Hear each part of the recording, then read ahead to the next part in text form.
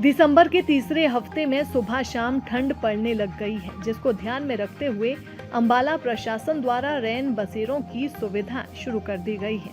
इस बढ़ती ठंड में खुले आसमान के नीचे कोई व्यक्ति ठंड से ठिठुरता ना सोए, इसीलिए अंबाला में भी कई जगहों पर रैन बसेरे बनाए गए हैं। शहर में आज इनका शुभारंभ अंबाला के मुखिया यानी डीसी द्वारा किया गया।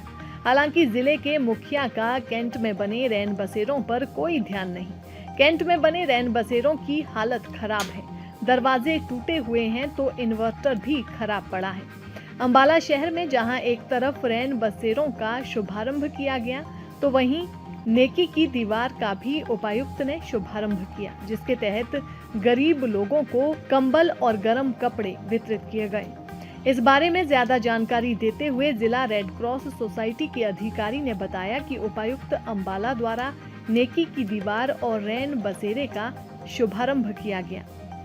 इसका मुख्य मकसद है कि कोई व्यक्ति ठंड में खुले आसमान के नीचे ना सोए। यहाँ रहने वाले लोगों के लिए खाने की भी व्यवस्था की जाएगी। हालांकि कैंट में बने रैन बसेरों के बारे में जब जिले के मुखिया से बात करने की कोशिश की गई, तो उन्होंने इस बारे में बात करने से साफ इनकार कर दिया। मैम, सर्दियों में हर बार की तरह इस बार भी माननीय उपायुक्त महोदय, जो कि जिला रेड क्रॉस शाखा के प्रधान भी हैं, उनके द्वारा हमने नेकी की दीवार का आज शुभारंभ करवाया है, जिसके तहत गरीब आदमी जो है गर्म वस्त्र वहां से प्राप्त कर सकता है। और इसके साथ साथ हमने रैन बसेरे का भी निरीक्षण करवाया है, जिसमें कि रात को सर्दी के मौसम में जो लोग खुले में सो रहे हैं वो इसका फायदा उठा सकते हैं। इसमें मैम रात को जो भी व्यक्ति बाहर खुले में सो रहे हैं वो रात को वहां पे आके जो है कंफर्टेबल तरीके से अंदर हॉल कमरे में सो सकते हैं और गर्म वस्त्र हमारे नेकी की दीवार से प्राप्त कर सकते हैं। नहीं मैम, वो जो कैंट का रैन बसेरा है वो म्यूनिसिपल कॉरपोरेशन की तरफ से है, उसकी देखरेख मेंटेनेंस सारा वही देखते हैं। काफ़ी बड़ा बना हुआ है वो, लेडीज़ डिपार्टमेंट अलग है और जेंट्स का जो है वो अलग से बना हुआ है। उसकी सारी मेंटेनेंस की व्यवस्था कॉरपोरेशन की तरफ से देखी जाती है। तो ऐसे में खाने के लिए क्या कुछ व्यवस्था होती है? खाने के लिए मैम हमारा एनजीओ से टाई अप रहता है, तो वो रात को उनको खाने की व्यवस्था भी, सुबह चाय की व्यवस्था भी करते रहते हैं। दिसंबर के तीसरे हफ्ते में सुबह शाम ठंड पड़ने लग गई है, जिसको ध्यान में रखते हुए अंबाला प्रशासन द्वारा रैन बसेरों की सुविधा शुरू कर दी गई है। इस बढ़ती ठंड में खुले आसमान के नीचे कोई व्यक्ति ठंड से ठिठुरता ना सोए, इसीलिए अंबाला में भी कई जगहों पर रैन बसेरे बनाए गए हैं। शहर में आज इनका शुभारंभ अंबाला के मुखिया यानी डीसी द्वारा किया गया। हालांकि जिले के मुखिया का कैंट में बने रैन बसेरों पर कोई ध्यान नहीं। कैंट में बने रैन बसेरों की हालत खराब है, दरवाजे टूटे हुए हैं तो इन्वर्टर भी खराब पड़ा है।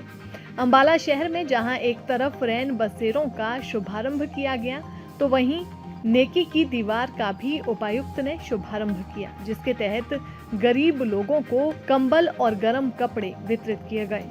इस बारे में ज्यादा जानकारी देते हुए जिला रेड क्रॉस सोसाइटी के अधिकारी ने बताया कि उपायुक्त अंबाला द्वारा नेकी की दीवार और रैन बसेरे का शुभारंभ किया गया। इसका मुख्य मकसद है कि कोई व्यक्ति ठंड में खुले आसमान के नीचे ना सोए। यहाँ रहने वाले लोगों के लिए खाने की भी व्यवस्था की जाएगी।